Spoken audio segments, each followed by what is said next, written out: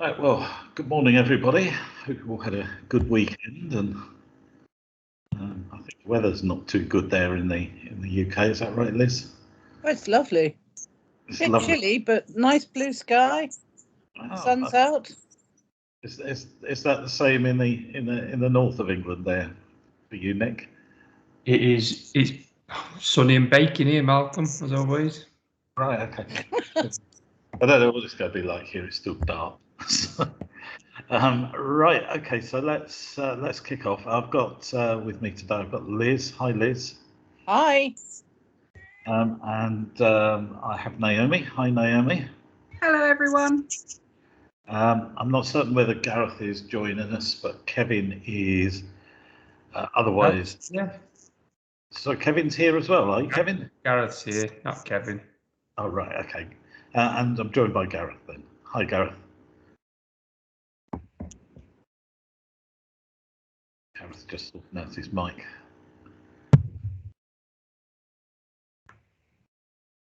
Okay, I think, Kim, you're on the line as well, aren't you, with your croaky voice? Yes, just about here. Okay. Oh, bless you. We won't ask you too many questions, but I think we will have some questions for you today. Okay, well, let's kick off, and Gareth sorts out his microphone there. Right, so as normal, if there's anybody new on, just to let you know, if you want to join in the conversation, because these are open conversations, please raise your hand, and then we'll open the mic, and you can join in the conversation. Seems to be working. Sorry, Gareth, is your mic is working?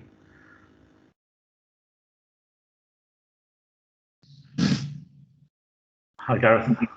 Hello, can you hear me? Yes, we can hear you now. Yeah. Okay. And see you. You're Even looking better. From warm and sunny Wales. in sunny Wales. Right. Okay. Yeah. So if you raise your hand, then we'll join you in. Or if you want to type any comments in the Teams discussion box, then please do that. Just very quickly, I did say that I was going to trim down the number of slides that were in the pack, but I didn't get around to doing that because last week I became a grandfather, and that kind of distracted. Oh, congratulations. Indeed, yes. So it's why I'm here, Emily. It's not the first, is it, Malcolm? It is my first grandchild, yes. Yeah. We won't even get into why that is the case.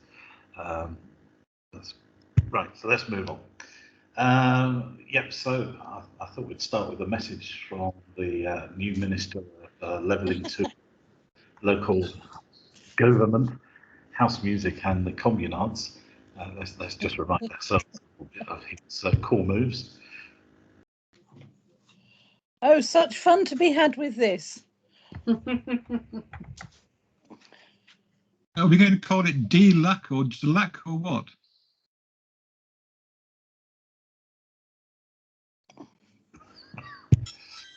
Move on. Probably gives us some idea of what's coming next.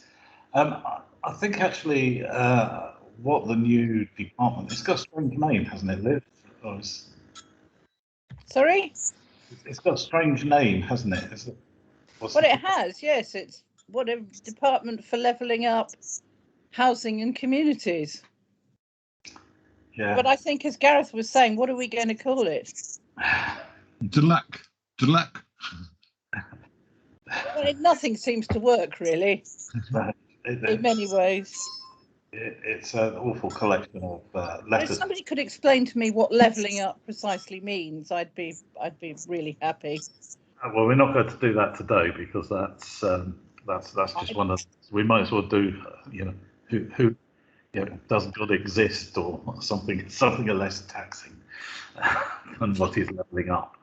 But I think we will do something about the new department either next week or possibly at the next benefits briefing to get some kind of feel for it. But we are going to touch on some of the stuff that has already come out of the department, its previous name, which I've got to be perfectly honest, I never quite got to grips with. I was still with DCLG, I think, just behind the times. So Kevin's not here, so we're not going to do the council tax and business rate stuff. Very quickly on the stats still remain fairly consistent as they have done for the last few months. I think we probably won't really see any significant change on the stats until probably the end of this month when furlough completely finishes. Now there is a suggestion that quite a lot of furlough is already finished, that a fair number of people have already moved off. But we also need to see the stuff that we've discussed in the previous weeks around the impacts on cost of living, etc. On that basis, can I start with a reprise actually of something that we discussed, I think it was last week or the week before, I can't remember, which is about the triple lock. So Therese Coffey said that due to an 8% rise in wages resulting from the post-lockdown return to work, the government will pause the triple lock. We all knew this. And that pension increases, so she's pausing it in 2022, and then with pension increases being measured by inflation. So I think what she's saying is because of the circumstances brought on about the pandemic, that the triple lock is now no longer fit for purpose. Gareth, you're a pensions expert there. Is that what she's saying? Well, I think you have to recognise that the effect of a huge drop in earnings last year because of the pandemic, given an artificial rise in earnings, as the triple lock did protect last year's bit, I think it's probably a reasonably fair result that they do suspend it for this year. I don't think you can really complain about that. Otherwise, it would be an artificial increase. And am I right in thinking that this is just a short-term technical issue, or do you think the government could be persuaded to abandon the triple lock completely if we can see, the rises that we're likely to see in wages over the next year? I think it's a blip in terms of last year's effects. Whether there's going to be another blip this year is a different matter. Whether you want to persuade the government that they should abandon the triple lock anyway, because of course they're not going to be influenced in any sense by the fact that they have a huge majority of supporters around the pensioners group, and that wouldn't affect at all their feelings towards rewarding them. But isn't there? I mean, there's also the case that pension advisors already think that we have one of the worst state pensions across the OECD. Pension advisors would. It's actually quite difficult to compare things. It's chalk and cheese because an awful lot of other OECD states, of course, have kind of more integrated state and occupational pensions. So, looking at the overall pensioner incomes from different sorts of retirement schemes across the OECD doesn't provide that huge disparity in the sense that just the headline state pension figure does. Okay, and I mean, given the pressures that the government's got on finding money, particularly with the NHS and social care, is this likely to push them? Because there's kind of competing here with social care, adult social care, which also affects pensioners, doesn't it? Not competing as such, is it? It's kind of looking at the overall holistic. Yes, if you give people more money in pensions, then you presumably don't have to give them quite as much to help them pay for social care. Right, okay. I think that's probably a little bit more of a topic than half an hour would give time. Yep. I'm busy trying to model the new social care sort of charging provisions. Okay. Real kind of hidden stuff below the headlines in there. I mean, do you want to do a session on that when you've done the modelling? Yeah, I'd be happy to do that. I think it might be quite interesting, certainly for other bits of local government, but also I think for kind of the domiciliary care, people who are living in their own home side. Yeah, be happy to do so. Okay, and would everybody on this call find that useful? Anybody want to say yay or nay? Yes. Yeah, that would definitely. Okay, well there you go. So we'll do a session with you, Gareth, when you've done that. And I'm just curious. I mean, do we think any of this is going to impact? I mean, Naomi, is this going to impact on caseloads or anything like that? Would we expect to see a fall off or an increase? No, I don't think there'll be a huge caseload change because of this, to be fair. Yeah, I mean, we still have the case that older people are pretty bad at claiming their benefits entitlement, and in particular, pension credits. About 40% of people entitled to it don't get it. And the last figures around council tax benefit were about the same, particularly for pensioner homeowners. They were really bad at claiming council tax. So a bit more focus on entitlement might create a kind of knock-on in terms of increased claims for those as well. yeah, I mean, we've been looking at the claiming figures now for quite some time. They seem to be fairly stable as far as pensioners are concerned. They pop around the same position, I think. But yeah, you're right. Could do with kind of take up. Right. Okay. Let's move back. So, sort of coming out of some of the conversations in the WhatsApp group this week is sort of drew me to the audits, and I thought that would probably be where we could see a little bit about what's happening as far as the department is concerned, and or the government in general. So I think council is really going to be under the spotlight, and that's at a time when actual audit arrangements aren't particularly brilliant at the moment. So I think there's three areas that really come to mind. One is the business grant fraud audits, well, really the business grants audits, and then there's HB subsidy, which we don't know too much about, but we may be able to draw some inferences. And then there's the new audit on council reserves. Do you like audits, Naomi? Ah, love an audit, me.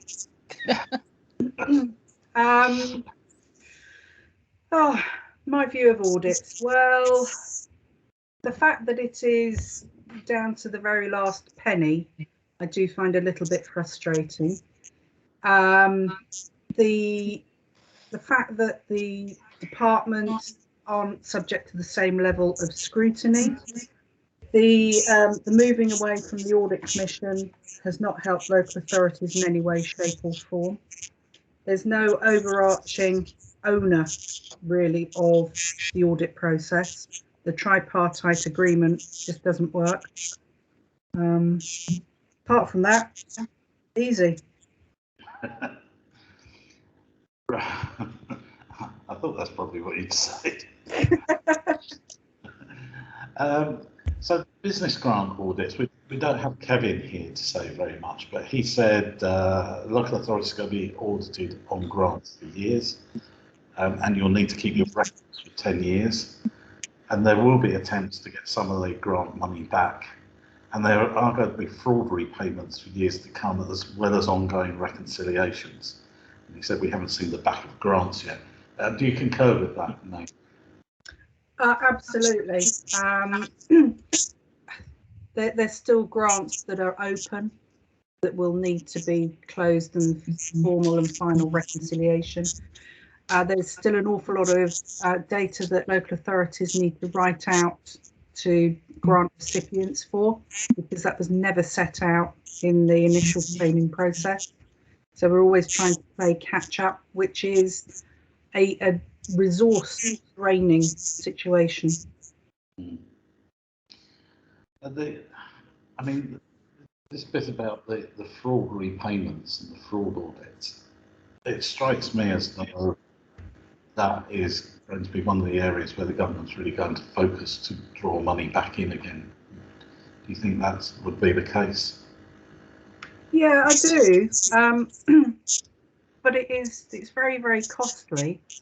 And yeah, I know a lot of grants were paid out, but to then try and administer and do an investigation and then cope with the repayment of any fraudulent amount and then do the reconciliation, it's a phenomenal amount of work for local authorities.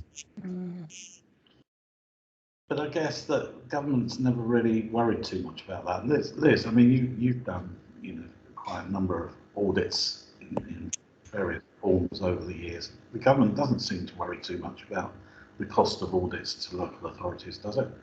No, simply, they don't worry about it. And it is costly, and Naomi's right, it's costly and it's a huge amount of work, and this is going to make it worse.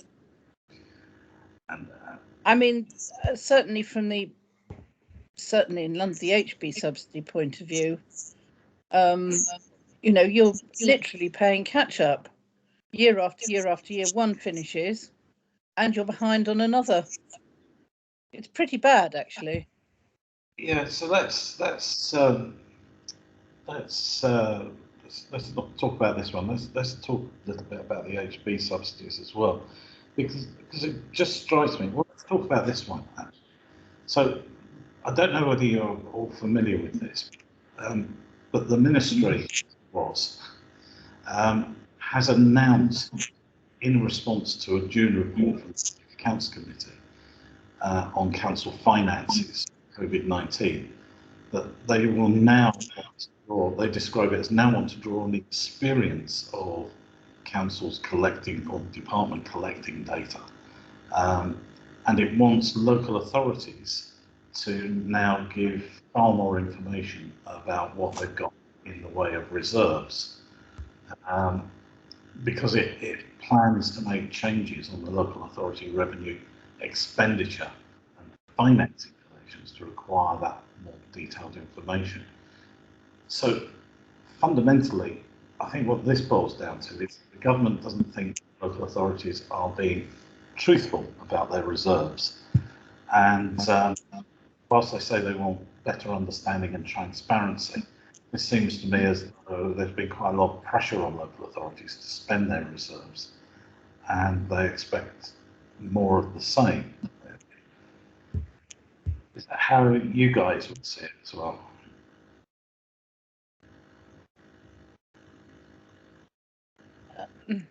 I really don't know. I mean, Can you're I right. ask Can I ask a question that I'm just not sure about? When they talk about local authority reserves, are they talking about things held purely in cash, or are they also talking about things that authorities have invested in, like property and so forth? In which case, making use of those kind of reserves might not be sensible at a time when you're not going to get much for them. Yeah, they do mean the whole caboodle. Anything that a local authority might have. I mean, we're calling them reserves because that's how the government tends to refer to them when owned by local authorities. But if we were talking about claimants, we'd be talking about capital. It's anything that the government, a local authority could turn into cash in order to pay for their services. So the inference here is that the government basically believes that local authorities have more in reserves than they're declaring. Yeah, I think it certainly believes some local authorities have more than they're declaring, or more than they're using. They've always believed that, though. That's Sean. Yeah, they have always believed that, and so their excuse was during the period of austerity that councils didn't need to do as much cuts as they were doing because councils were sitting on large amounts of reserves. And you had Eric Pickles actually say that basically councils were lying about reserves, and that's been their position for years. Yeah, you're absolutely right, Sean. In fact, I think it goes back into the old Blair Brown governments, who often thought local authorities you know, could do more around their reserves. But this seems to me as though we kind of get cranking up here. Where That's good excuse for austerity again. well, I suspect it may be an excuse for austerity. I think it's going to be an excuse for giving local authorities less money. And I think that's that.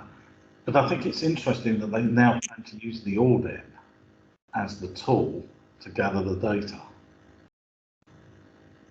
which kind of also then brings us on to things like the HB. But the audit of annual accounts has never been exact. So the audit of housing benefit, as somebody said earlier, is to the penny. But the audit of annual accounts has never been exact and allows a huge amount of leeway that benefit sections would absolutely love.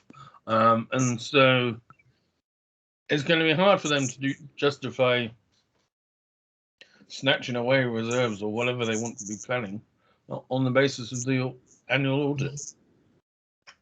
Maybe they ought to get the DWP audits approved for the first time in a lot of years, I think, before they start looking at elsewhere.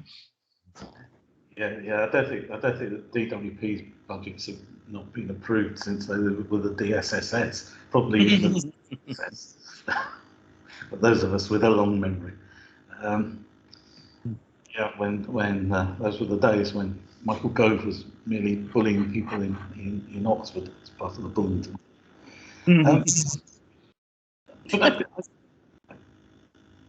Sorry, Liz, go on.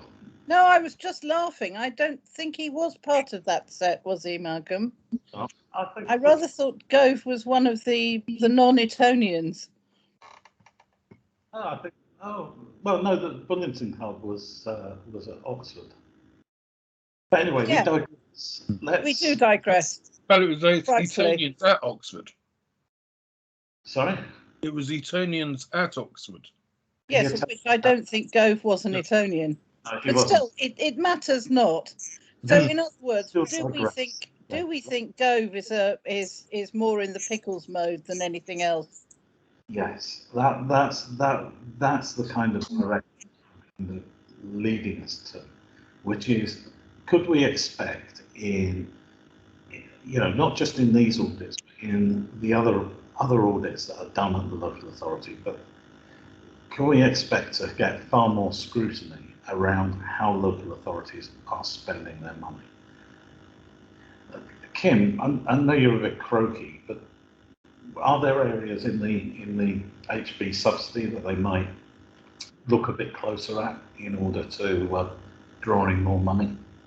Yes, absolutely. There's been evidence increasing evidence year on year for about 5 years now on the increasing scrutiny on specified supported accommodation, in particular exempt accommodation.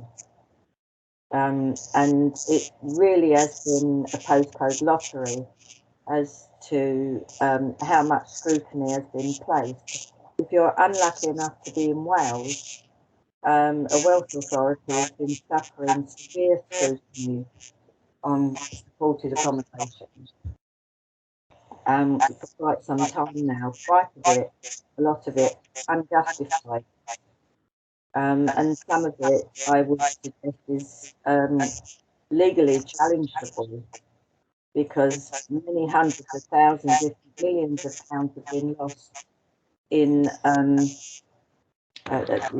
extrapolation, various things with supported accommodation. I've seen evidence of that moving into Scotland, and in England I think it's been a bit delayed because Naomi mentioned earlier the tripartite agreement kind of slows down a bit. The reporting accountants, as they now have to be called rather than auditors, they got very behind with this change to the health and benefit assurance process, although it's greatly different to HP council. And so audits were very much delayed. Many local authorities were finding that the auditors were coming in at the last minute, and that their certified claims were late going in to the DWP because of that lateness. There seems to be an issue that some auditors in England were not doing as thorough audits as they would have otherwise have done. But I think that's over with now. They've got used to the new HR process. You had the pandemic year get in the way of it. But I think from this year on, even the English authorities can expect a great deal more in the way of scrutiny year on year.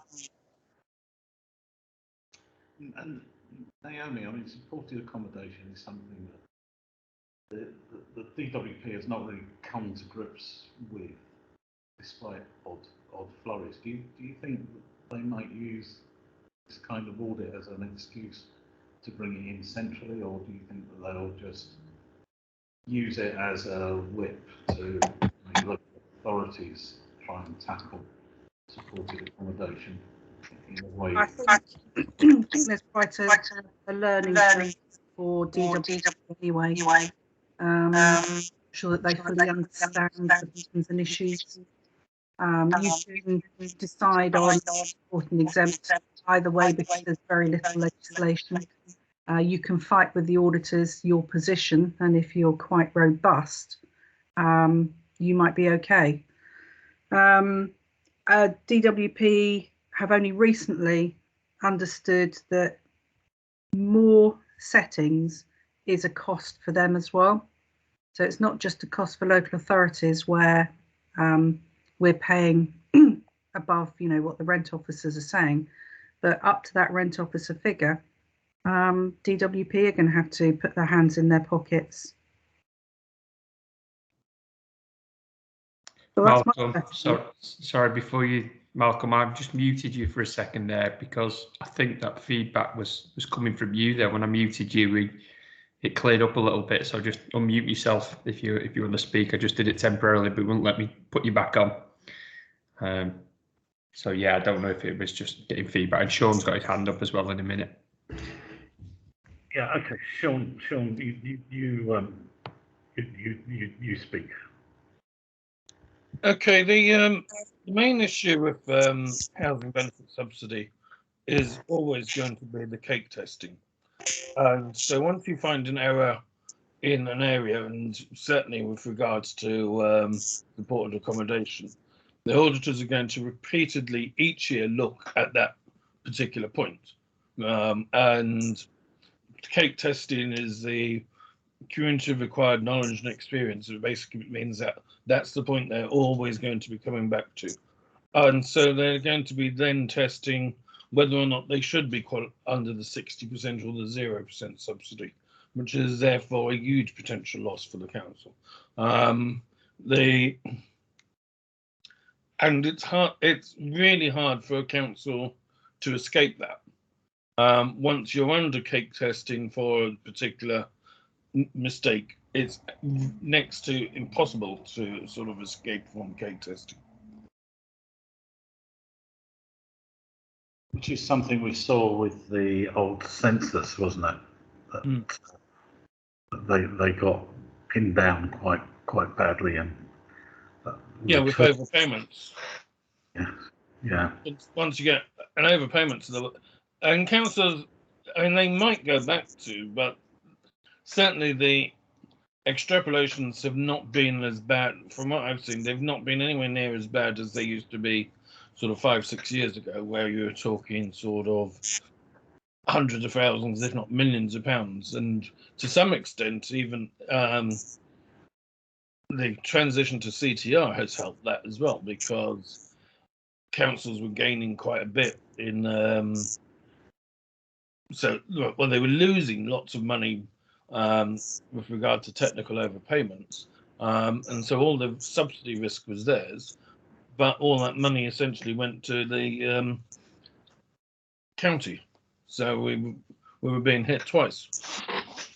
That was one advantage of CTR, that we're not hit.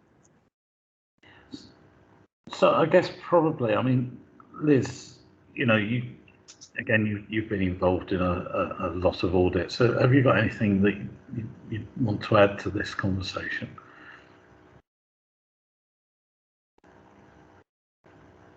Have we lost Liz? Make sure you unmute, Liz. I've unmuted, but likewise, I couldn't really hear anything that anybody's been saying for about the last 7 minutes or so. I didn't hear anything of Kim. Not that that's got anything to do with your question. I'm going to put a note on the chat. I think, I don't know what, I think it might be Malcolm sort of doing it, but if anyone, I guess, isn't speaking, just mute. It seems to be feeding back somewhere, so yes, it was that's okay. really bad. Although I did hear Sean. No, I haven't really got anything to add. I'm not sure that my own experience of audits, HB subsidy audit certainly, has been really swings and roundabouts. I've never had any particular trouble with audits in terms of qualification. I don't mean to say we weren't qualified. I mean, we're probably always qualified, but not in a major way, except on rent officer referrals, which was pretty hairy at one point. So I don't know, really, my latter experience hasn't led me to believe that it's better than it was in terms of qualification and in terms of clawing money back, etc. But that's just me. I think Kim might want to add something. Kim's got a hand up. Please, Kim. Yes, I just wanted to add that it's not just supported accommodation. Sean mentioned the cake testing and overpayments from the past. Many local authorities have found that cake testing has been difficult to get out of for earned income as well in more recent years. And earned income has become more of a high-profile area for the auditors to look at. So traditionally, the auditors have kind of avoided the difficult cases, the complex cases, but that's no longer the case. They're beginning to look at the self-employed a lot more now.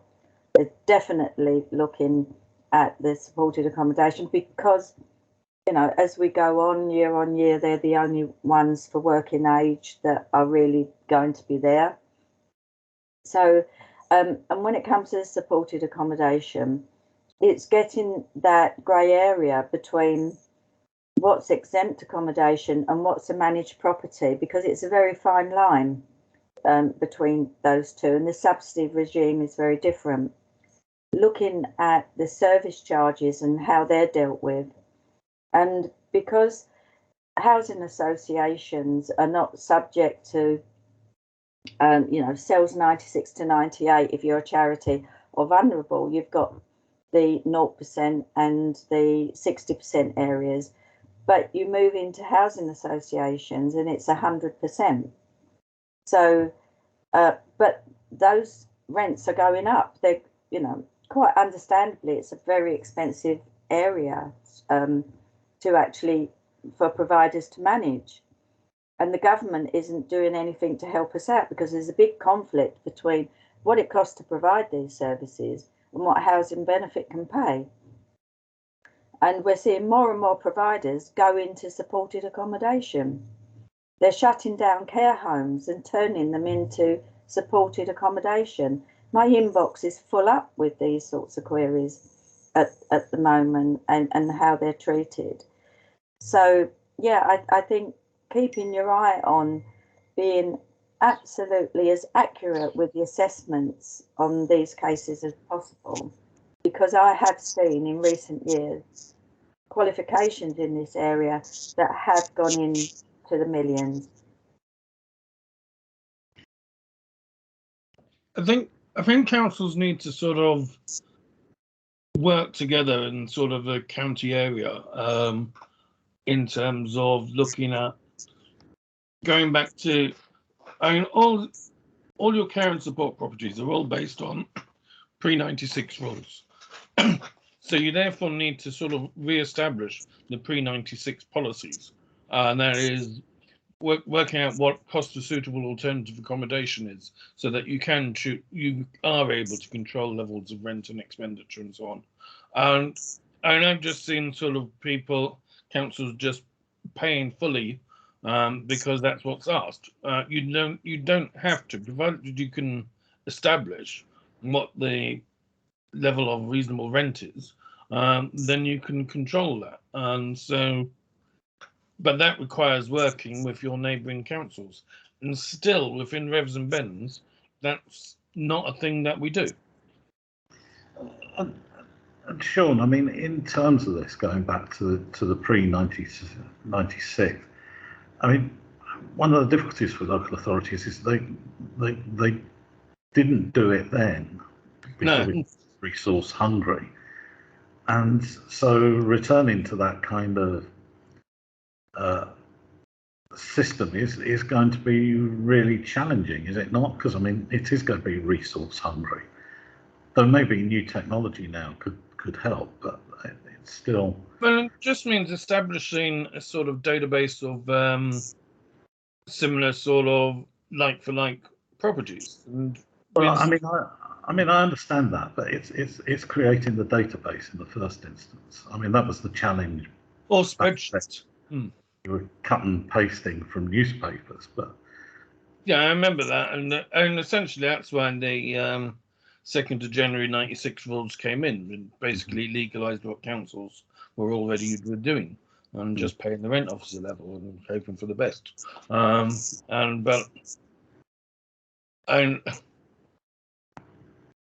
we're talking now sort of differences of sometimes £400 or £500 a week above the rent officer level, and so it's worth doing. No, I agree. It is worth doing, but I can see the challenge for local authorities when they've got pools on everything else. But I guess probably that brings me back to my original kind of premise of looking at audits. Is that likely to be something that the government will demand local authorities do, from the audit? Well, they probably will hope that we won't. But to be fair, right, so to the audit process, if you're absolutely at point zero, it is entirely random. So the initial 20 cases are selected entirely at random. Your only issues is ever going to be the cake testing and any issues identified from the initial 20.